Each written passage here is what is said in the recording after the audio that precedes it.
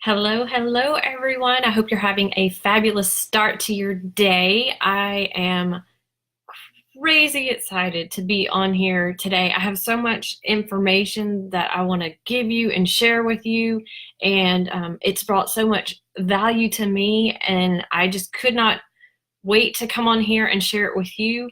And I know it's so much information, I'm probably going to have to break it down into about 2 or 3 days. So, I wanted to get on here. If you notice in the title of my live, well, first off, if you're joining me live, thank you so much for joining me today. I so appreciate it.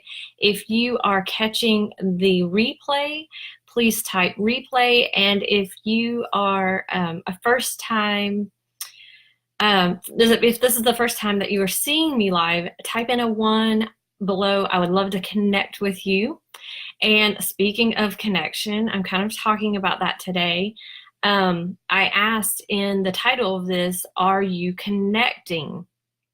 And I am coming to you because I actually recently picked up a book that I had read before. Actually, I did not read it before. I started to read it. I started to apply some of the things, and I got to a certain point in the book and I was like, oh, well, I don't understand how to do this, so I'm going to put the book down. And I probably didn't touch it for at least a year, and I recently picked it back up and I started reading it, and then I started bawling, just crying my eyes out at the same spot that I had cried initially. And I forgot that I was crying in it the first time. But as I started crying in this book that I was rereading, or at least rereading that section, I realized, oh, this is the reason I put this book down, because what it was talking about was hard, and it was asking me to dig deep within myself and kind of uncover some things. And I think sometimes in life, the connection that I'm talking about isn't connecting necessarily with other people, although that is very important. But in order to be able to effectively connect with other people and your spouse, your kids, your family, your friends, business partners, in order to connect and have those connections, you first got to be connected with yourself. You have to discover you. You have to, and sometimes, or a lot of times actually, you have to reinvent yourself, rediscover you. You have to, or maybe it's even just finding who you authentically are. Maybe you've never gone down that path before. Maybe you have seen success in your life, in business, or with your family, but are you feeling a little stagnant? Are you feeling like, I'm not progressing like I would want to? Well, I wanted to get on here today because 9 times out of 10, if you are not progressing in something, it's probably because of some limiting beliefs that you have. And so this book that I recently picked up again, and I'm to be honest, I'm still not done with it, but I'm further along in it than I was, and I'm almost completely done. This book is a book that was shared with me. I was told about it through my mentor, Robert Hollis. I know my other mentor, Melody Ryba, she has brought it up. She has talked about it before. And that book is Code to Joy. It's by George Pratt. Amazing, amazing book. If you do not have that book, I highly, highly recommend it. But in the book, it talks about, hey, Kelly, hey, Nikki, thanks for joining today. It talks about 7 of the most common limiting beliefs. And sorry, I just had this open and I closed it. It talks about 7 of the most common limiting beliefs that we have. And so I was just going to share those limiting beliefs. The first one is, I am not safe. The second one, I am worthless. Number 3, I am powerless. Number 4, I am not lovable. 5, I cannot trust anyone. 6, I am bad. And number 7, I am alone. And so these therapists, in all their years, these were the most common things that they discovered that it would stop people in their tracks from moving forward in their life and being successful or having a more happy and fulfilled life. So I wanted to get on here today because I want you to envision with me that you are going to purchase a house, and you are going with a real estate agent, and they are showing you around, and that you want to maybe you want to actually have a fixer-upper type of house, right? So you go with a real estate agent and you're looking around, they're showing you different houses, and maybe you took a friend along with you, and your friend's coming along and you're looking at maybe these torn down, worn houses that maybe don't look like very much, right? They don't look like something you would necessarily would be your first pick, right? And the thing is, say you make a choice and you decide on a house and you are going to demo it. You're going to I almost said refurnish, that's refurbish this house. Well, the first step that you have to do is maybe knock down walls or replace the foundation. It's going to look worse because you have to do some demo. You have to tear things down and start with a more solid foundation, right? And so this is kind of what we have to do with ourselves. And so often I think that we overlook this step because we just want to do the thing that we want to do.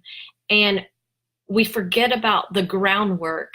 We forget about preparing the soil before we can start building and growing and planting. And so I just wanted to get on here and ask you, are you connecting with yourself? Are there things that have happened maybe in your past that could be affecting where you're at in life today? Are there limiting beliefs that you have? And if you would like me, maybe you heard me list those 7 limiting beliefs and you're like, well, none of those really ring true for me, or what does that mean? If you want to know a little bit more about those 7 limiting beliefs, I can send you, just type in below limiting beliefs, and then I will reach out to you and see which one resonated with you. And I'll give you some statements that kind of go with that limiting belief. And you tell me, send me more information on that. And I'll share that information with you. But I just kind of wanted to touch base and bring this out and just kind of get your wheels turning and be thinking about this. What things do we tell ourselves? What things do we say to ourselves that maybe are holding us back? I know my mentor has talked about, using I am statements as part of our morning ritual and using affirmations. And I wholeheartedly believe in those things. And I actually started with those things in my morning ritual. But at a certain point, I was like, these are not resonating with me as much, and so then I would change my limiting belief. Not my limiting beliefs. I would change my my I am statements, and that would work for a little while. But what I discovered is that I was pouring so much goodness into me, and it was great and wonderful, but I hadn't gone back to the first step, which was demo day, and breaking the foundation, replacing the walls. I hadn't taken out some windows. There were things I had to do first with me before I could move and progress. And quite honestly, if my mentors would have started there and said, oh, you got to do this step first, I probably wouldn't have moved forward. I probably would have been like, oh, no, that sounds too hard and complicated. I'm not going to do that. And so I'm getting on here to say, you don't have to start necessarily with digging through those limiting beliefs. Start with affirmations. Start with I am statements. Start with this book right here, The Greatest Miracle in the World. reading or listening to the God Memorandum in chapter 9 of that book. Start there if you have to. But if you get stagnant, or if you're like, things just aren't progressing like I thought they would, I know that everybody has to go through this step. And so it'll come up at some point. It'll come up eventually. It may come up in the beginning, may come up down the road. And even when you surpass that, it'll probably come up later down the road, because as we go through our journeys of being a better parent or being a better business partner or being a better spouse, as we go through and we conquer things, well, then there's going to be something else. And that's okay. That is okay. It's part of the process. And I just want to leave you with this quote by Brene Brown. She is absolutely amazing. And she talks about the struggle and when we're going through things, and how we are still worthy no matter what. And so this quote that she says, it says, you are imperfect, you are wired for struggle, but you are worthy of love and belonging. And so I just wanted to encourage you to, if maybe you're stagnant, maybe you're at a standstill, I would encourage you to dig a little deeper and, tap into that foundation and discover what's hidden under there. Even though it may be difficult or hard, it's so going to be worth it on the other side of that. So going to be worth it. So I hope you guys found value out of this. Please, if you know of someone that this could help, please share this video. I love and appreciate you all.